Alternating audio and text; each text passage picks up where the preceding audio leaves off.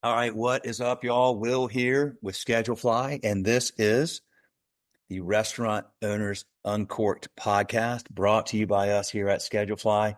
Super simple web-based restaurant employee scheduling software backed by legendary customer service. My personal cell phone number is on the website in like 3 places, so you can call me or text me anytime. I carry a flip phone. If you're not watching this right now, which you won't be watching, but I'll show these two that are on here. Here's my flip phone. That's how I operate this business. And also we have very fortunately for restaurants right now, we have a low price point. We've never raised our prices in 18 years of doing business. And we're happy to hang our hats on that right now because restaurants have a lot of rising costs. So simple software, legendary service, low price point, easy way to schedule and communicate with your staff. If you're on pencil and paper or Excel, if it's working, keep doing it. If you got headaches, people calling out all the time, we have aspirin for you. Really easy and it works. And then if you're on something else, just check it out. You may be paying a lot of money for something that you're only just using scheduling and communication.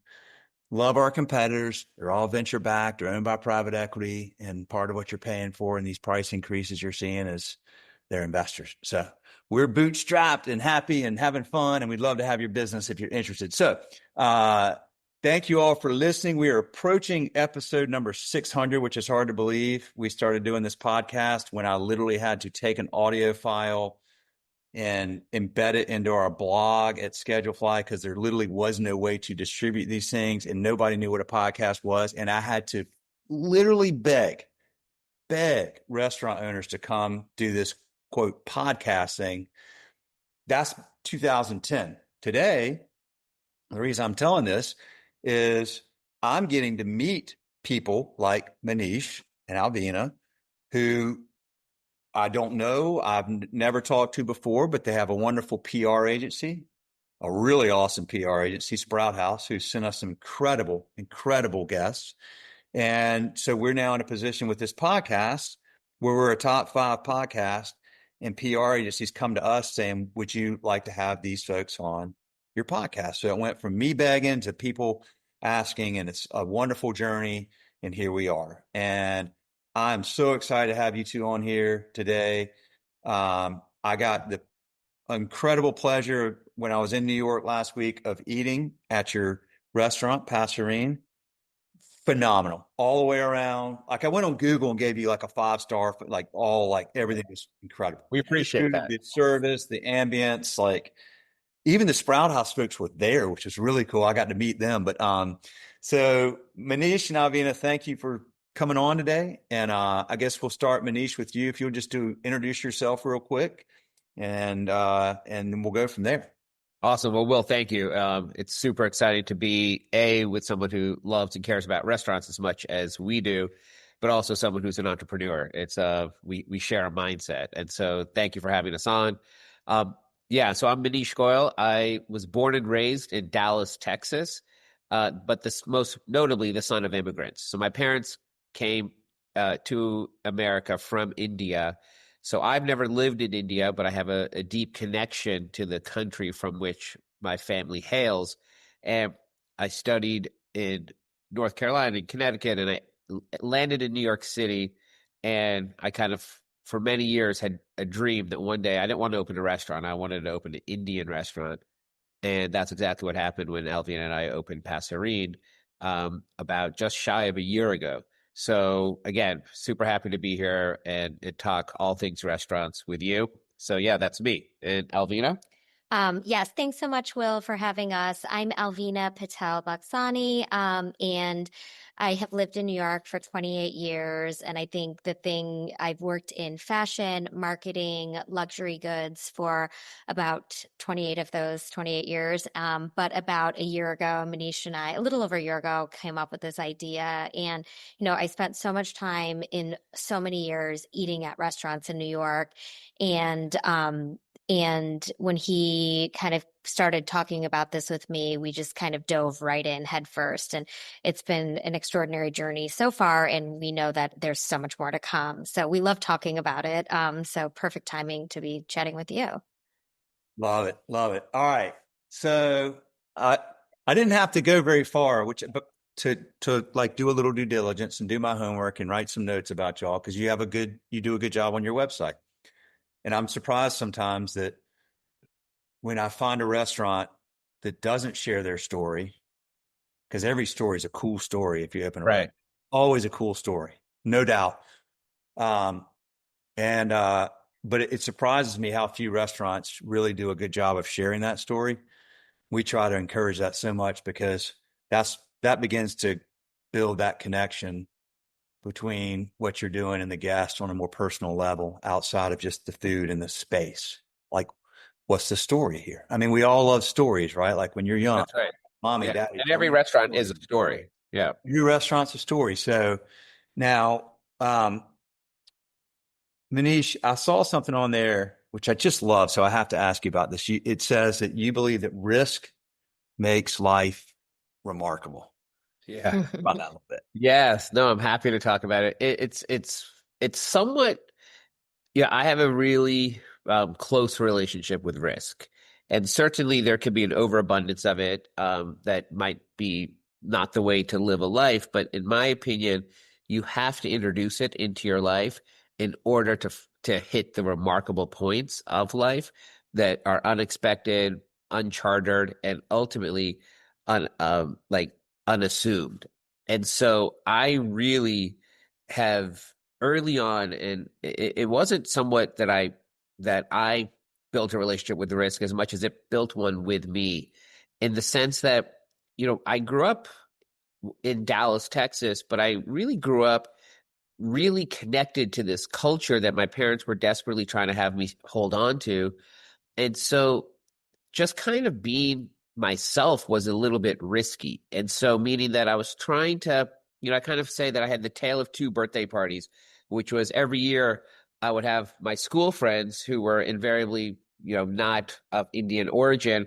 And then I would have a second birthday party of a community that didn't go to my school, but my parents were cultivating, and they were all Indian people. So and I kind of never knew which one was, am I supposed to prefer one or the other? How do you live between these two worlds? And it took me some time to kind of figure out, like, who am I? And I kind of used to say, like, especially as you can imagine, growing up in Texas and Dallas in the 70s and 80s, that's such a strong identity. I used to say that I'm literally the definition of cowboys and Indians. And so because, I was like, I don't know who I am. The Dallas Cowboys are such culture in Dallas. And I was, like I said, born and raised in Dallas, and then I was an Indian. And so I kind of was trying to figure out a lot. So just being yourself was a little bit risky. And then I ultimately decided that I wanted to, and I think that part of this was also kind of coming to terms with my identity and being, and ultimately coming to terms with being gay and letting people know that I was gay was very hard as an Indian son of immigrants in Texas, and I didn't come out while I was in Texas, but I went to college in North Carolina. I didn't come out then. It's only till I kind of, it was different times, but until I moved to New York. So again, I found a little bit of, I had to have some comfort with risk. And then I decided, and this was kind of the biggest move, is I said, you know what, I'm not going to let anything dictate my future other than the pursuit of fulfillment. And what if I was pursued by fulfillment and not pursued by economic success or what my family thought or with what society thinks? But what if I was what if my pursuit was towards fulfillment? And that is ultimately very risky. And so I started a career in an industry in which I had no backing or no background. And that was my first career in marketing. And then, I decided to open a restaurant when I'd never opened a restaurant. So, all these risky things, but they all were driven by fulfillment. And so a lot of my life has kind of introduced me to being okay with risk and knowing that not all risk pans out in your favor by any means, but you learn a lot from whatever the risk might have been. So yeah, so I firmly believe in this adage that risk makes life remarkable. People think often that if they're not entrepreneurs, they assume that entrepreneurs are these like wild risk takers. I find that most entrepreneurs it's a very calculated risk. It's risk mitigation. It's introducing risk, but understanding what comes with that and trying to lean into that. But it's not like, it's not like you're just taking these wild, I mean, there are people that do this, but most entrepreneurs. But it's much more measured. It's much more measured. Very measured. And calculated and thoughtful, because ultimately you know, and increasingly as your life progresses, you have a lot riding on these decisions. And so being an entrepreneur is a mindset of wanting to build and grow, but it's not one of being reckless. And so I firmly agree with that. Well, it's okay. I go every year up to and I have on like basically Carolina Blue right now. Yeah. I'm not a UNC fan. All right. But I do go to Chapel Hill every year and I speak to their undergraduate entrepreneurship class at their school of business there. And I tell them that when you're an entrepreneur, particularly when you're young, right? These are students. Like when you start a business, your risk is at the peak. But over time, like where you are, where I am right now, is my risk is very minimal because I can't get fired and our business is probably not going to just go away tomorrow, but it takes a long time to get there. But you start with a lot of risk, but over time, your risk diminishes. Whereas when you start in corporate America, where a lot of those students that are taking this entrepreneurship class probably just something that they want to learn about, but most of them are going to wind up in probably investment banking or some corporate job. It seems less risky. It seems like the safe thing to do. And it is when you're young.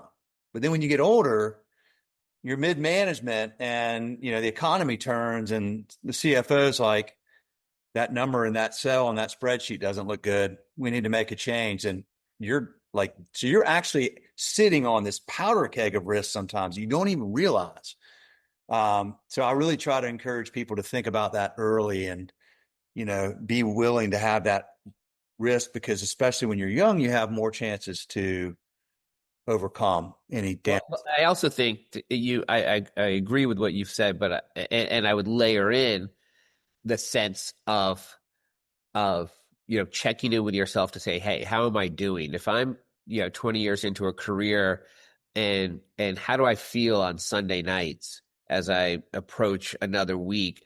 Is this how I want to be spending my days? Is this how I want to? Is this sure? Whatever the check you might be getting from it, from a salary, et cetera. But if you were to really be honest with yourself, and not to say entrepreneurship is for everybody, but I feel like at least with entrepreneurship, you have the opportunity to do something that, generally speaking, fits with your life and your persona and your personhood. And that's, I think, is compelling and can be very compelling. And it's something to be factored in as you're a young person as well, because not only, in corporate America, it can be quite risky, as you point out, but you also have to recognize that, okay, is this the right place that you want to be at a certain stage in your life? Yeah. Yeah. Well, I would imagine, okay, so you grew up in Dallas, then you go to Duke, yeah, to Yale. Yeah. This is probably not the path that your parents assumed you would be taking. Now, you had a marketing agency, though, so I want to tell me about that, because you had that for a long time, like 16 years, and you sold it, and then you got into the restaurant world. So that's right. Yeah, so I had a long career in marketing, but again, I did go to grad school at Yale, and I did a graduate degree in public health. And I thought I would have a long career in nonprofits, because I also love community building, and I love supporting and communities, however, in various ways. I do a lot of board work with nonprofits, et cetera. And so I started my career in nonprofits, and it was really then that I kind of had to take a step back and say, I'm not sure that this is right, because it was a little slow paced for me. It wasn't creative enough. I wanted a creative output, as a creative quotient to my day. And, I was young, I was in New York City, and I ultimately did this thing, which I encourage younger people to do, and to take it seriously, not be frivolous about it, but that's to kind of make a list of what doesn't feel like work. And, when I made that list of what doesn't feel like work, on my list was, I like details, I like logistics, I like being on the phone, I walk into the fire, not away from it. So I like stressful environment. I'm okay with, I kind of prefer to, kind of be in the thick of it. Like these are all personality profiles that were translated to things I like. And so when I looked at that list, I said, I think this is events, and maybe there's a way for me to build a career around events. And I knew at the time, early on, I didn't want to do personal, personal events for individuals. I wanted to work with brands. And so I slowly started to figure out if there was a world of event marketing and brand marketing. And now it's quite advanced, but at the time when I was starting, it was very new. And in many ways that served me well, because then ultimately I put out a shingle, and I just called it MKG, which are my initials and fortuitously look like an abbreviation for marketing. And I called it MKG, and I put my head down and I built a very sizable agency over the course of almost 2 decades. Never raised a cent of outside capital. Really was a true entrepreneur. Had a lot of growth and multiple offices and really great clients, all doing event marketing for ultimately some of the world's biggest brands, and both project based, retainer based, and it was really, and the agency is still thriving today. But right before COVID, of course, again, fortuitously, not by design, I underwent a transaction and had sold the entire company to a parent company, a holding company. And so, but being in the event marketing space, I was by definition a host. I was, while these weren't my events, I was working on behalf of Google and Delta Airlines and Estee Lauder and Ralph Lauren. I was still in the business of creating experiences on behalf of my clients that ultimately were catering to whoever their end user would be, whether it be an audience of the media or an audience of high value customers or an audience of the general public, whatever they were trying to do through their initiative. So being a host is something that translated ultimately then when I said, okay, now I want to take this from a macro scale to the micro scale, and I want to now get into hospitality after having a successful run as a agency entrepreneur. But yeah, so getting into marketing wasn't anything, like coming from a nonprofit background with a graduate degree in public health. Again, this is where I let risk and ultimately my pursuit of fulfillment. And I loved the ride of being an agency guy. And building an agency and running an agency. And I'm super proud that the agencies ultimately that I started are still thriving today, just under new ownership.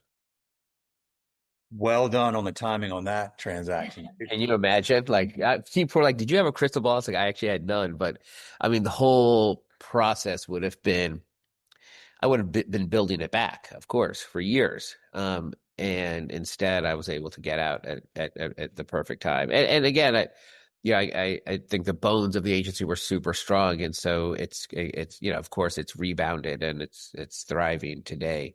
But yeah, it was a very different. The timing was amazing. Well, I always say that with any success story, there's always 3 factors. It depends on how you weigh each one, depending on the situation, but hard work, timing, and luck. Yeah, I mean, that's fair. That's exactly right. Successful when you don't attribute some of it to luck or lucky timing or whatever. It's like you're probably fooling yourself. I mean, I will be the first to say that. But so then, did you two connect? Because you mentioned Estee Lauder, Ralph Lauren, Alvina. You had this background with luxury brands. Is that how y'all met each other, or how did y'all? We actually have a friend meet cute story, Yeah. which is, again, timing and good fortune is we happened to be standing on a line walking into a fashion event that neither of us were at all working on. And we started talking. And Maneesh, I think this is where, kind of the heritage really comes in. And he saw this young Indian woman, we're the same age, standing there. And then we got to talking, and, it was a time before people really texted. So he got my email address, and we learned quickly that we lived 1 block away from each other in New York City. So he got my email address. We went out to dinner on like a friend date, and really that was it. We became the best of friends almost immediately. And I think, when he talks about host, one thing that I like to remember in our early days, because I literally lived a block away from him in New York City, he would host these amazing dinner parties in his home. He had this beautiful loft on 13th Street. And, we kind of had this like unwritten agreement that when sometimes someone would fall out at the last minute and he would call me, and it was like one of those things where I was like always happy to be a seat filler because I always met the most amazing people. He's a great host. And just really, he invited me into his life in a way that most people don't and are protective of. Instead, it was like, just come on in. And I was also, kind of seeing the fact that the kind of person that I was lucky enough to meet was always willing to say, like, come on over. And so we just got to know each other over the course of time. And then, so much time has passed. I was one of those numbers in a cell. I was with a big company. I worked on their public offering, and, a lot of factors came to be that, started to take a downturn. And so I was a number in a cell, and I was eliminated from my role. And Maneesh and I were kind of just noodling on some ideas. I was helping with him with one of his side projects. And this is where the fun part comes in. We realized we really liked working together. Right. And we've been friends for almost 20 years. But had never worked together. We had just never friends. worked together. Right. But we started kind of just working on a few little projects and things, and we loved working together. We complemented to each other. We kept each other, in line where we needed to, and, we listened to each other. And so that's actually how, the whole trajectory has come. We have children that are the same age. Maneesh, I one day called him on a random, Monday, and I was like, hey, what are you doing Thursday morning? And he was like, oh, my calendar's open, which is rare. And I was like, okay, great. I need to get married. So he met me and my husband at Jefferson Market Garden, and he officiated our wedding. And so, there's just so many close bonds that we have. Kind of stepping into a business together is an entirely different one. And, almost a year in, I feel like we've done a really good job as partners and, doing the things that we said we were going to do, being respectful and understanding and pushing each other, but also, just really being thoughtful in the way that we're operating this is really important. So, yes. Yeah. So Maneesh, was it Lasona? Correct. 2021, and then you opened Temple Bar. Tell me about those places and what you've learned from them. Yeah, for sure. So I had a first foray with a restaurant that I had for just shy of 3 years. And Alvina wasn't involved with that in any official capacity. She was a friend and a patron, of course, but didn't have any official role there. And that was, like I said, I really wanted to get into the business, and I did it, and I kind of did it in a big way, just by definition of the timing. Like you said, timing is oftentimes a factor. And when I say the timing, it was right after COVID, or right kind of on the heels, let's call it, of COVID. And I had raised my money in 2019, and I had found a spot that I was expecting to open in the fall of 2019, in the fall of 2020. And then, of course, COVID happened. And so everything changed, but I was able to keep the project alive. And then I opened in the spring of 21. And that was an Indian restaurant that was really the Indian restaurant that I had always wanted to, I would say at the time, it was kind of like, it was what I hoped would be one of New York's great restaurants.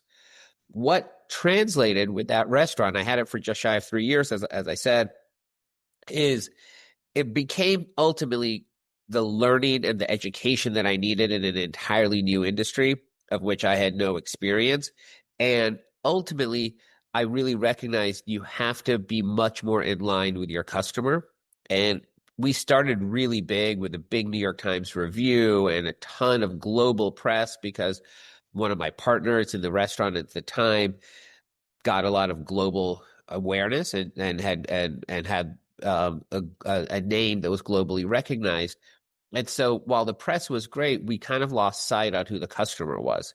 And it didn't really serve us in the end, because we were a little bit of lost. We didn't really hone in on a DNA of our own. And so to that extent, it made a lot of sense for me at the time to sunset that restaurant, to close it after having had a great run and a proud run. It was time to close it. And that's when Alvina and I put our heads together to say, I wonder if there's another way to do this.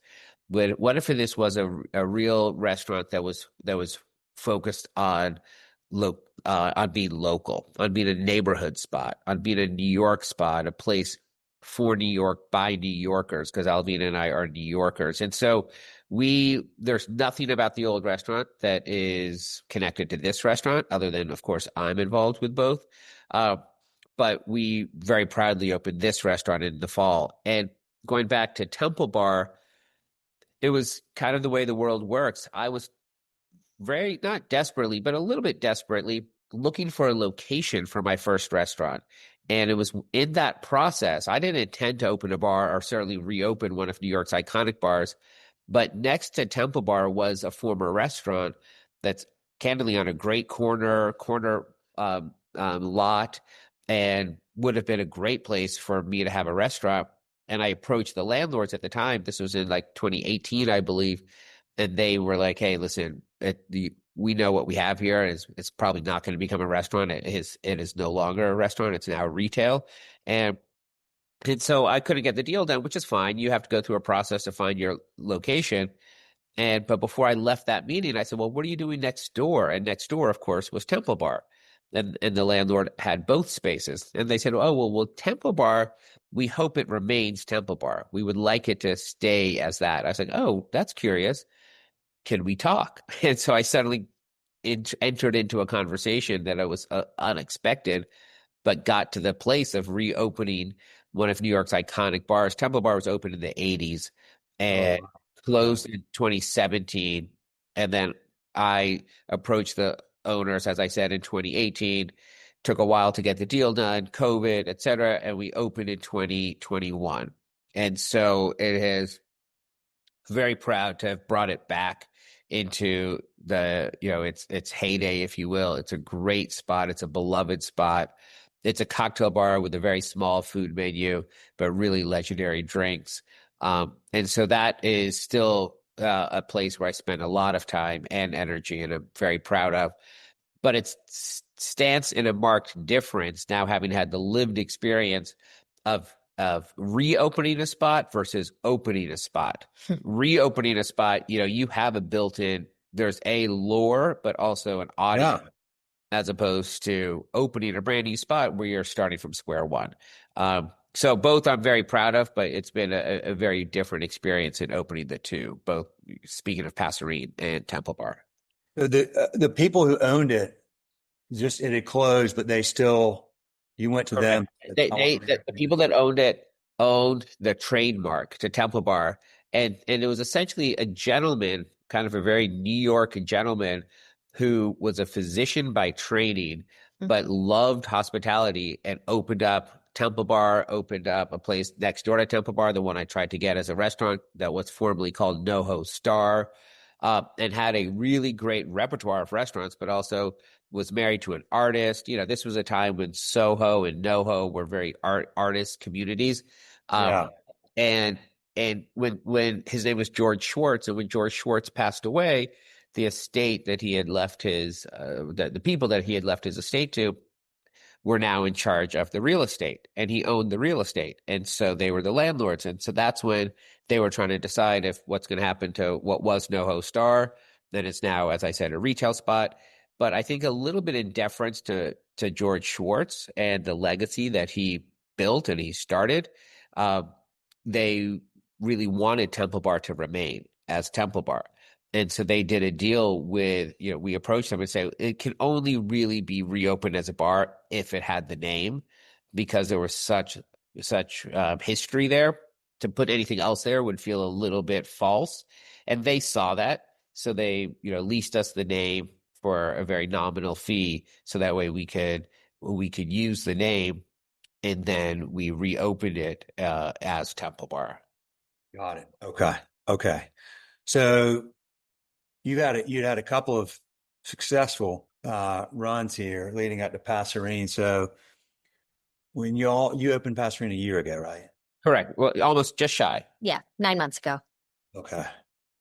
Now, I had the pleasure of eating there last week with a young dude who I kind of mentor. He went to my high school. He's up there working in investment banking, and we had a great dinner there. Thank y'all. Of course. I mean, everything about that was awesome. The food was phenomenal. The atmosphere, the ambience, the design, the staff. I mean, to me, so much of this stuff always comes to like the people, right? Because, that old saying, people don't remember what you said. They remember how you made them feel. Right. Maya Angelou, I can't remember who said that, but Yeah. Your staff made us feel really welcome. And when people are like clearly intentional and present, just when you're ordering and everything else, it's so meaningful. It's unfortunately kind of rare these days, but I want to just tip my hat that y'all have done a great job of that, because I think you can get a lot of things right, but if your people aren't right, you'll have somebody come in once, but even if the food's good and everything else, you may not come back. We really want that human connection, and we want it probably now more than ever because people live on their screens so much. So we crave that. Y'all done a great job with that. Now, when you first started coming up with this, the two of you start collaborating on this. Did you did y'all fund this yourselves? Do you have investors? How did you make this happen? That's a nice spot. So it wasn't cheap to open. Yeah, no, it definitely wasn't. No, we definitely have investors. So we did a fundraise. We recognized pretty quickly what it would take to get the place to where we want it to be and what we want it to be, and then we raised money against it. Okay. And when you raise money at a place like this, you can get into as little or as much detail as you want, but like, is the commitment to investors, like, are they loaning you money, or are they buying equity in the business? Is there how do you structure deals like this? Yeah, for sure. So we structured it. It's somewhat, I guess, I don't know how standard it is, but it's certainly what I've learned in the restaurant business as essentially Class A and Class B investors. Class A are the sweat equity partners, so myself and Alvina, and then Class B are the monetary investors, of which both Alvina and I are in both Class A and Class B. And then we raise money, which is a portion of equity into the business. So there are equity partners in the business who who are buying in through a fundraise to become an equity shareholder. So, and then the way that they will realize their investment is after the investment is paid back to investors as from net profits, then they will after a period of time where it'll take obviously several years before the investor can be paid back, and then they'll receive their kind of prorated portion of distributions based on profits from the restaurant. When you all were courting investors, were you very selective with who you would let invest? And I ask that question because I've been doing this podcast long enough to hear owners talk about, be really careful. You want that money, you need that money, but be careful because you're now going to have somebody who is a quote owner of the business. And sometimes you get the investor who's a tiny little slice, but they're one of the owners and they want to come in and have the best table and all that kind of stuff. And that's the last thing you want when you're trying to build a successful story and a successful brand and a beloved brand. Yeah. I mean, I think to answer your question, 100%. We were very deliberate about the profile of the investor, and also let's be honest about what we felt like the investor could add and build to the business. And so we didn't want money. We wanted kind of smart money.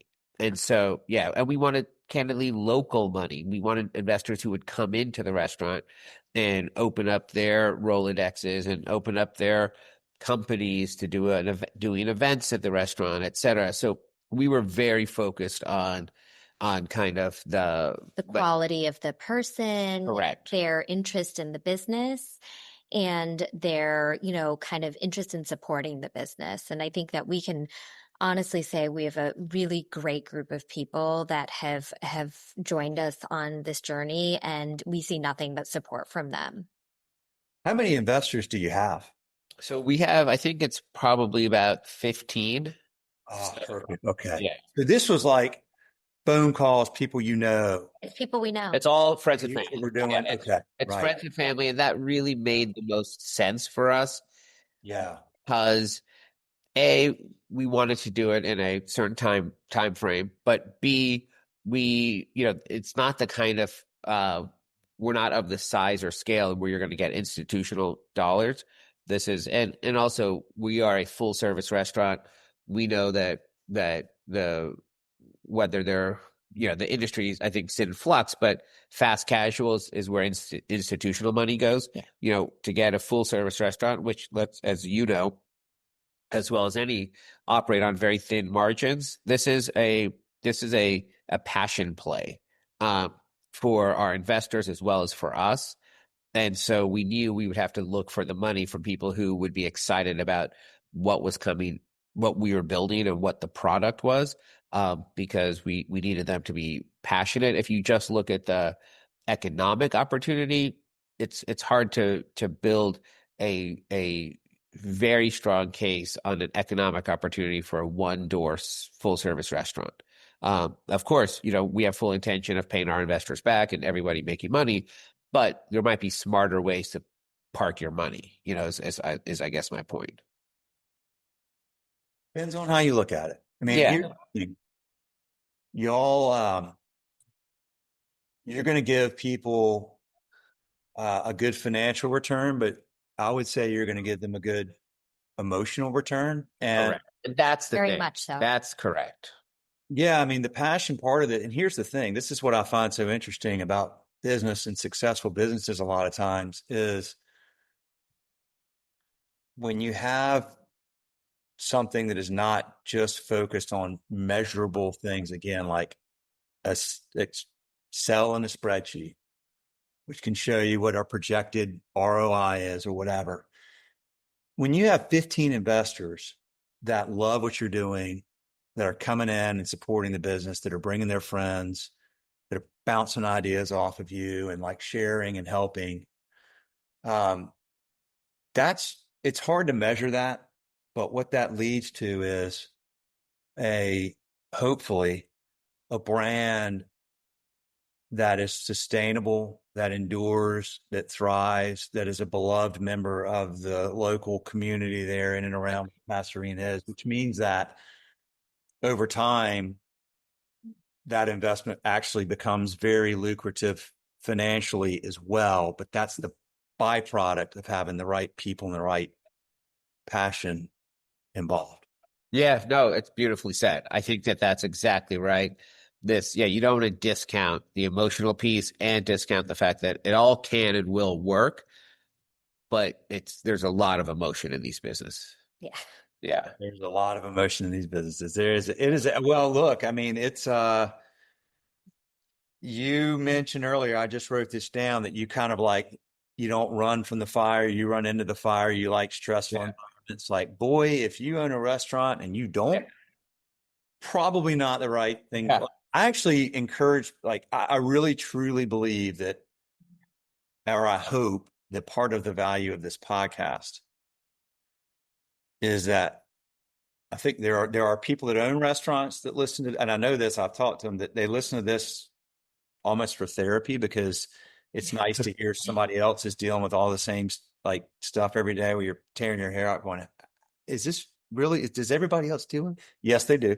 The second part is people listen to this, they're like, oh, look at that. How cool. I just talked to a buddy like a week ago. He's like, got too much time on his hands, and he's got this coffee shop he hangs out at in the North Carolina mountains. He's like, man, the owner, I know him, and I want to do that. I'm like, no, you don't. Like, you want to walk around and say hello to everybody, but you don't want to be there at 3 a.m. when the freezer, you got it. Like, you have to really want to be ready and embrace running into the fire, because it's almost like in a restaurant. I always say it's like every day there's like, hopefully it's just a metaphorical fire, but there could be an actual fire. But it's like something every day. And Every single day. Every day. And I think that for us, when you talk about the people part, like we both love people, we love the people part. I think people need to connect in person.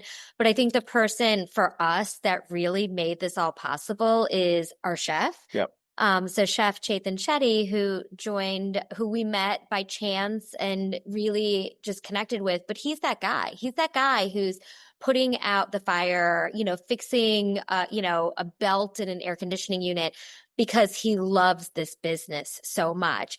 And when you see someone who cooks the way he cooks, because you got to taste his food, but then is willing to do all of the other parts of it, you yourself are willing to do it. And it makes for a really amazing team. And so, we know that we have a real talent, not just in the kitchen, but as a person, as someone we're working with day in and day out. And that really does make a difference in the way that we are able to kind of view the business. Alvina, what did you learn from luxury branding that you brought to this? And I have my guess, because first of all, the space is aesthetically, and it's just beautiful. Thank you. So I imagine you may have had a lot to do with that, but tell me about what you learned in your previous career that's you've brought over to this. It's been beneficial. Yeah, I worked in retail luxury for many years, and welcoming someone into a retail boutique is the same as welcoming someone into the restaurant.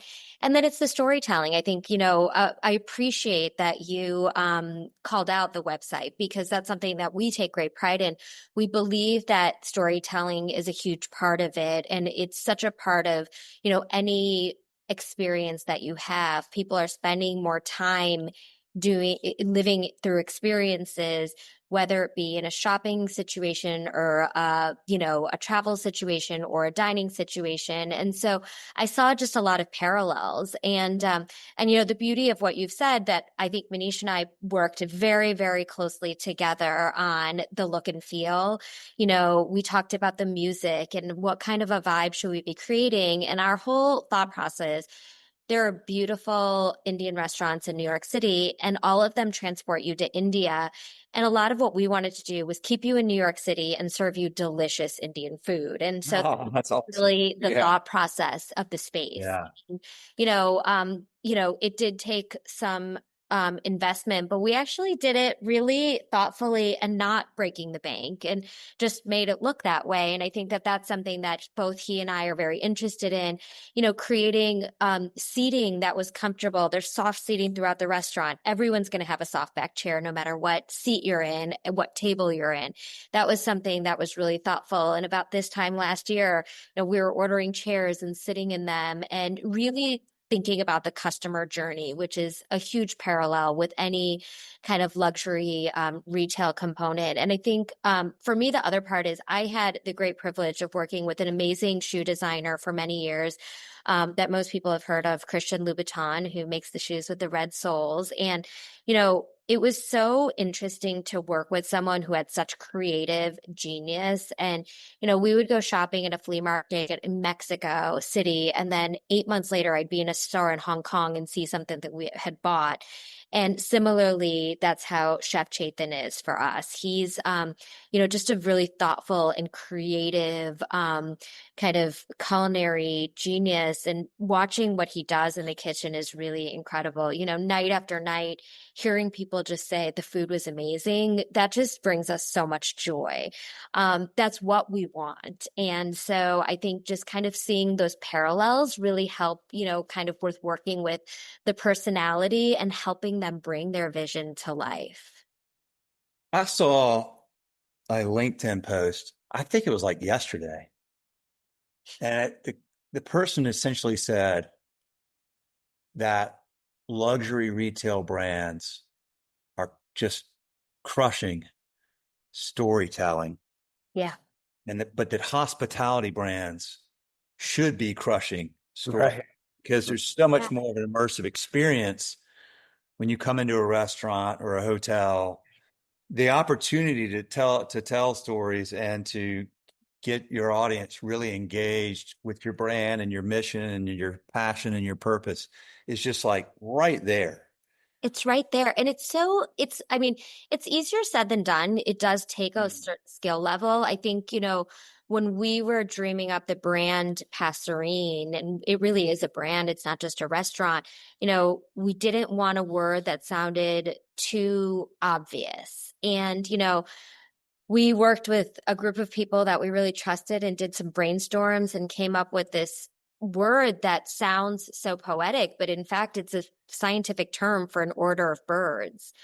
And, we were really driven by this idea of this story of the king and the songbird. And if you look at our bar menu, if you look down the list, it's just taking you through the fable of the king and the songbird, this idea of, a bird that sings so beautifully that the king wants to capture it, and so that the bird will sing for him. But in a cage, he wasn't able to sing, the bird. And then when the king let him go, the songbird sang. And kind of this idea of no boundaries, but even just the names of the cocktails reflect that story. It's not obvious, but it's there. And I think that that's what kind of all of the touches are. We cook with the spices of India, but the spirit of New York. So they're not heavy dishes. It's, people want to have dinner and then go out and have a drink afterwards. So how can you really eat this and taste these amazing flavors, but also just not feel heavy and overstuffed, but light and satiated? Those are all things that come into this idea of the experience and the storytelling, and in your experience, how the servers were able to tell you about the dishes. That for us is really important, because without that, it's so true. And I was just thinking that, and also the team that you mentioned, Will, is a real reflection of New York. Like oftentimes you could go to restaurants that are kind of specializing in a particular ethnic, let's call it in America anyway, cuisine, and the staff might be a preponderance of them might be from that specific region of the world, which is fine because, again, it's meant to be an immersive experience almost, where you're kind of walking into another place. In our case, as we've said, we wanted to keep you right in New York, and so our staff is not particularly South Asian or Indian. It's just like a really great reflection of being in New York City, because ultimately anybody can work in an Indian restaurant is our point of view. You, of course, need training. Then you need to be able to answer questions and feel like you belong. But that can be built over time, and that love of Indian cuisine can be garnered. And you certainly don't only love Indian cuisine if you have ethnic heritage from India. So that was kind of our viewpoint, because we really, like Alvina said, we want to build a brand, and that's what we feel like. And the storytelling is a big part of that, which is where we talk a lot about Chef Chetan's story and our story as best friends. And we both live in the neighborhood. We both live within 2 blocks of the restaurant, and we raise our kids here. Our kids go to public school in the neighborhood. And so, we're very much neighborhood people who have a restaurant. So we're not a big corporate entity, or we're not outsiders. We're local New Yorkers, both born and raised in America, who have American passports, have never lived in India, but are proud to have an Indian restaurant. I love that so much. So it's a cool area. It's a cool neighborhood. I have to tell you the story because I saw, Alvina, that you were part of the Madison Square Park Conservatory. And so I went to one of our customers is 11 Madison Park. Oh, yeah, of course. Yeah. And that Clemente bar they have upstairs. And so I was going there.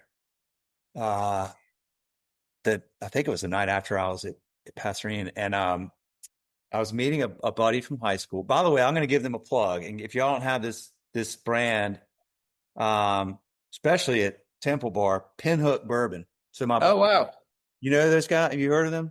Yeah. Wait, Pinhook, don't they? Is it a guy named Sean? No. Sean Josephs. Yeah. So Sean Josephs. I know him and Monty, his wife. All right. Perfect. Okay, so Sean is down in New Orleans. Yeah. His business part, his co-founder Charles Fulford. We went to high school together. Oh, I that's hadn't so seen him in great. like years and years and years. So we met at Clemente Bar to have a drink, and I always tell people about Ponic. They just won Best Rye in North America at Oh, some big wow. festival, like Good. legit. So anyway, I'm like walking over there, and there's Madison Square Park. Yeah. I just had to laugh, y'all, because like I live on 11 acres and I have 3 dogs, and then the whole property's fenced, and they're like running all over. I thought it was really cool how many people in New York have dogs. Like, I mean, like we're walking dogs all over. That park has got that little dog park, and Yeah. like this turf. I just started. I was sitting there looking at these dogs, and they've got this little area, and they're like, "This is awesome." And I'm like, "Crap!" Like this is their park. But This I thought is it was your really part. cool that they have Yeah. like a dog park there for them to like run around and hang out. I just It's a special little place in New York. And, I've lived in the neighborhood for so many years. And actually, for us, our son, our older child, who's um, now 6.5, he turned 1 during COVID. And no one would go anywhere. And I would take him to that park, and that's where he learned how to walk. And there would be no one there. And he walked around that park. And then, several years later, our daughter learned how to walk in that park. And, we do picnics there. And, when my husband asked me, what do you want to do for Mother's Day? I said, I just want to have a picnic in the park. And, Right. it's just our little slice of nature in the middle of a really bustling city. It's the only arboretum in Manhattan. They have beehives and native plants, and yeah. also very community driven. And so they really support the community around them as well as we support them. So it's just like a nice little refuge in the middle of a bustling city. You can just go sit on a park bench if you want to 10 minutes. You can answer emails, read your book, or just sit and listen to the sounds around you, which are not just birds chirping, there's sirens wailing too, but it's just what New York really is. So we love that. And I'm glad that you got to walk through. I did. Well, listen, I love it. When I go up there, I was staying on the like near 28th and 7th. Yep. Okay. Single suites, but they have all these like street flower shops in the morning. Yes. Yeah, the flower district. Yeah, you're in the flower district. Freaking awesome. So I would literally, I was there for like 4 days. So I would get up every morning. I like wandered out there the first day with my coffee, and I was wandering around. I was like, well, this is cool. So I decided every day I would go have my coffee just standing there. Like, Yeah. just because it was like, it's a lot of it's a lot of stimulation for me when I go there. I'm not used to it, right? So I would stand there. I mean, the first day the guy's like, "Can I help you?" I'm like, "Do you mind if I just stand here and drink my coffee?" Because it's like this little nook of like, nature surround, which is like a cool.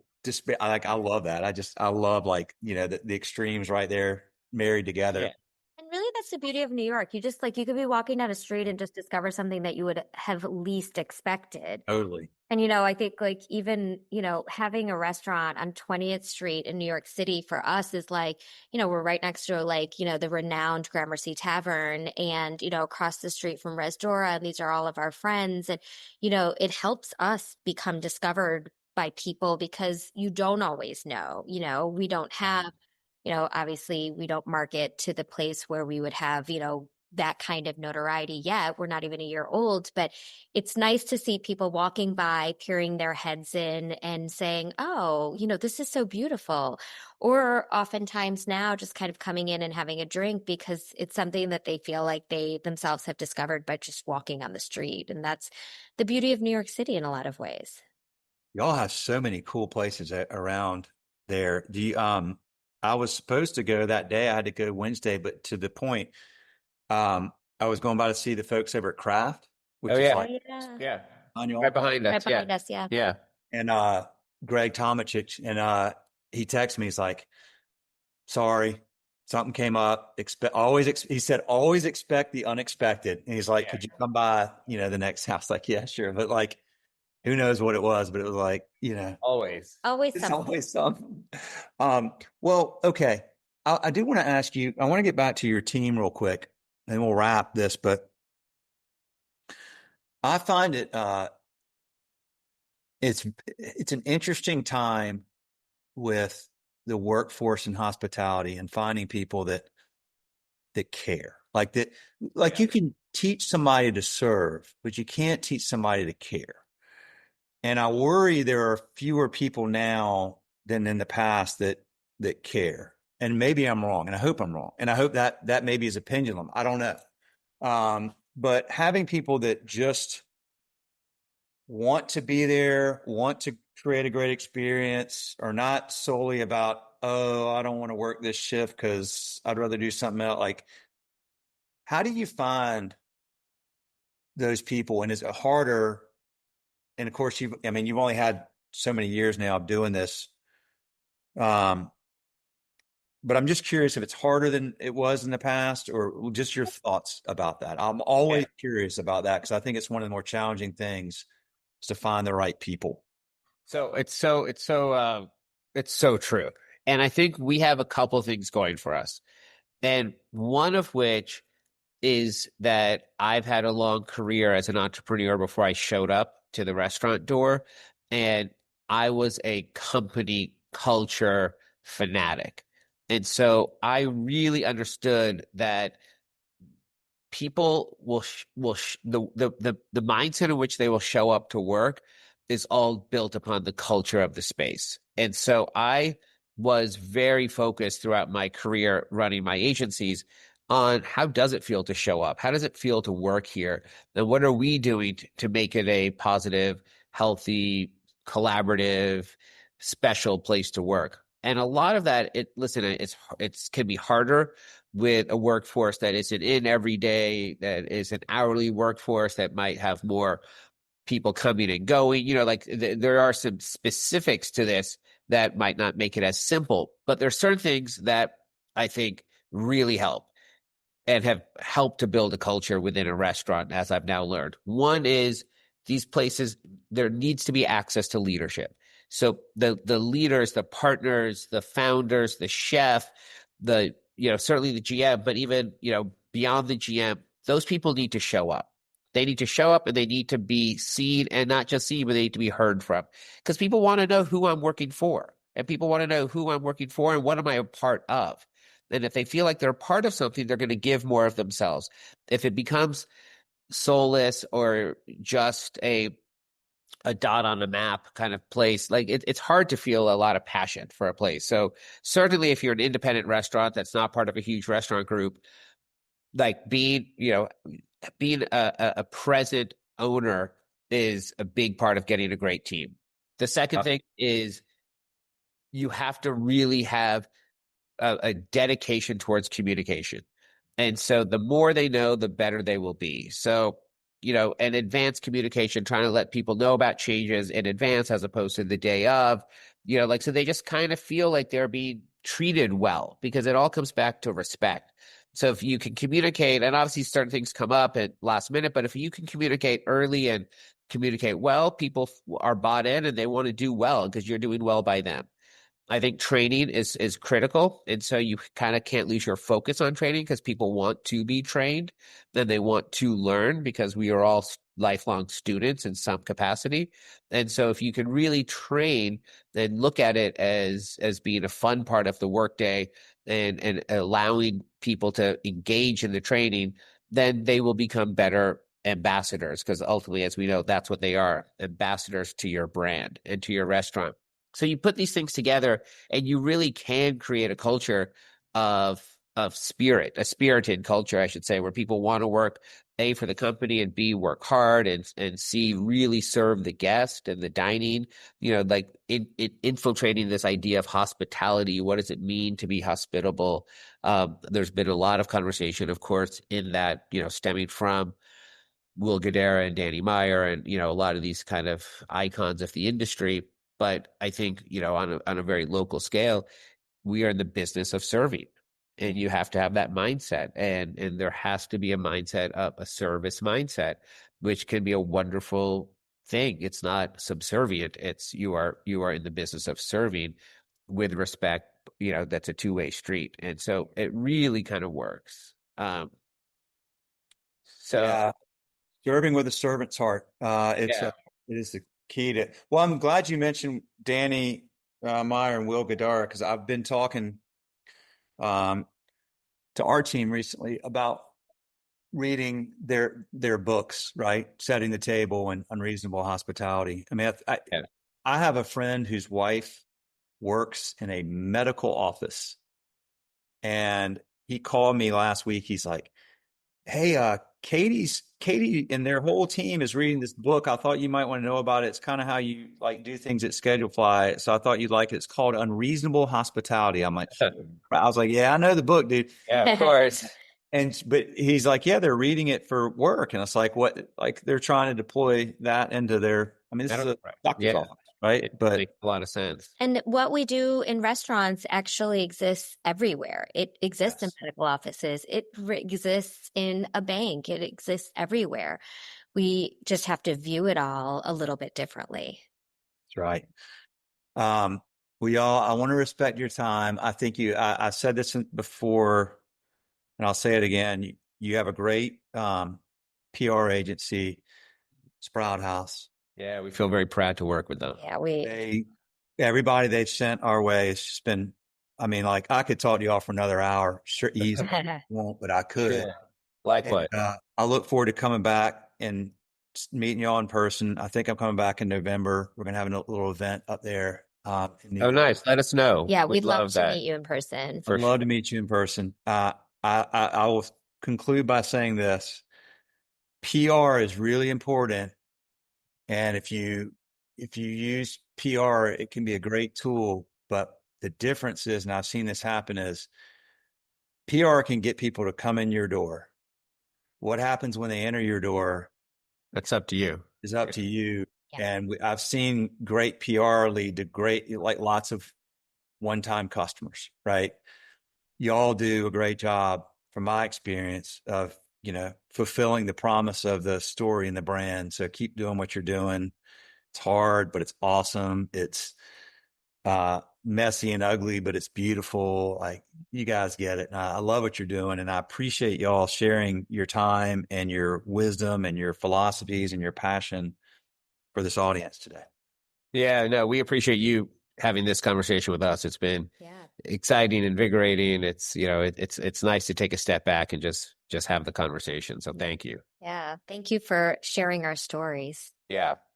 You bet. Absolutely, y'all. I appreciate it. For those of you that are listening, we love y'all. We're getting close to 600 episodes. Some of you have been listening to all these years. Some of you are new. Either way, the one thing I've been really bad at and I'm trying to be better at is asking y'all to give us a rating. If it's Spotify, if it's iTunes, wherever you're listening to this, go in there, hit that 5 stars. And if you could take 30 seconds and write a comment, that's even better, because the algorithms see that and they go, "Oh, we should put this in front of more people." And this is great content. It should be in front of more people. So we're proud to be a top 5 hot restaurant podcast. We want to keep growing that and getting this in front of more people. So please do that. And we will wrap here. And I will meet you all hopefully in person in a couple months. And for those of you listening, more episodes coming soon. See you. Awesome.